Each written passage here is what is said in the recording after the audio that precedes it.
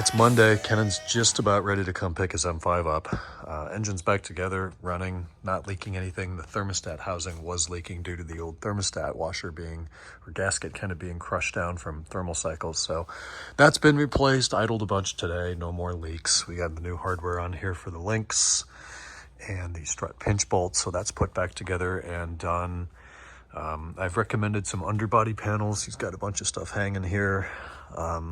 Which we have. He bought those months ago when they were about to go in LA, so they're up in my attic space. Then he had a leak from the washer reservoir, and the problem ended up being the filler neck, which comes down from the engine bay and is out. No, it's in right now, but it's got these two little plastic things that hold the tube to the chassis, and of course one of those turned to dust when we took it out. So we've got a new one coming in tomorrow. Then the fender liner goes back in. It needs an alignment. It needs a Blue Bus software update. It needs a seatbelt button, a bunch of little shit that I can knock out tomorrow. Maybe some test driving tomorrow night into Wednesday, and I hope to hand him the keys on Wednesday. Alan started the E92 M3 project today with kind of the easy little shit jobs that don't need a lift or a ton of tools or time to work on. So hood struts, trunk struts. We had little doors back here that don't open. Someone put a child seat in the back seat. It's like the only imperfection on the interior is that rear seat cushion and those doors that were stuck shut. So we took those out. Turns out actually both of them are broken, so I've ordered new ones. I think they're due tomorrow or Wednesday, so we'll get those in there. There's one tiny little scratch over there on the driver's door handle. We'll get that fixed. And then this vent needs to be replaced. Seems to be a common E90 thing. The little adjuster breaks off and then you can't adjust the vent anymore. So he's included a new one down there in that box. After working on this morning, Alan and I did an MPI on a absolutely beautiful 2003 530i. Customer picked the car up as he deliberates on future service. So it's not here, but 03 530 Sterling.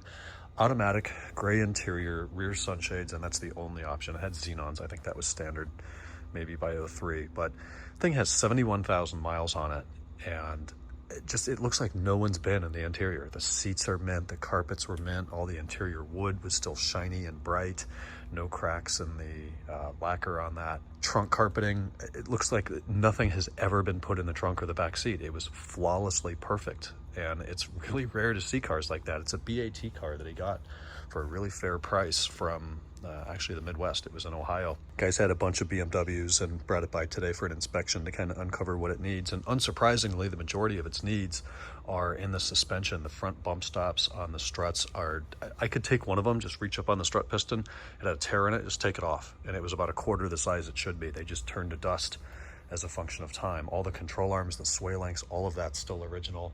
We got torn ball joint boots on the curved arms, torn ball joint boots on the upper sway links. So it needs a fair bit of attention underneath. Flex disc is cracked, the CSB's tinking.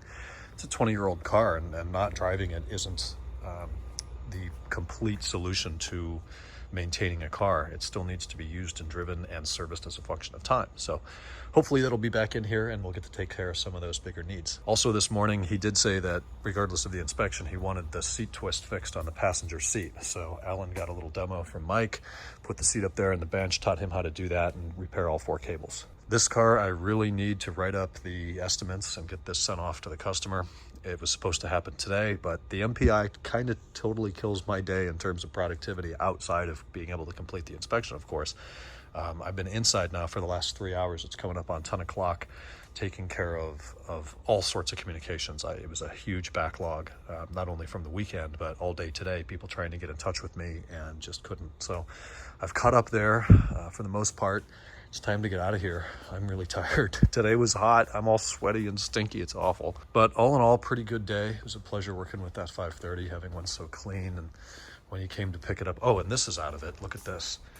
We took out the main engine air filter, and all of these leaves, Cincinnati, Ohio oak leaves, pin oak leaves, I believe, were stuffed and wedged in that box. And some of them were stuck in the filter. So that had to be killing airflow, thus performance and efficiency and fuel economy. So we picked all of this out. We had to clean his cabin boxes. They were incorrectly installed.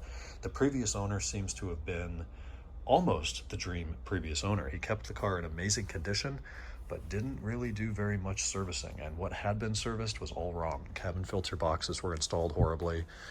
A couple other little things just weren't right. and I don't like finding that in there. Yeah, so when he came to pick it up, he stayed here about an hour. We were chatting, his son was here.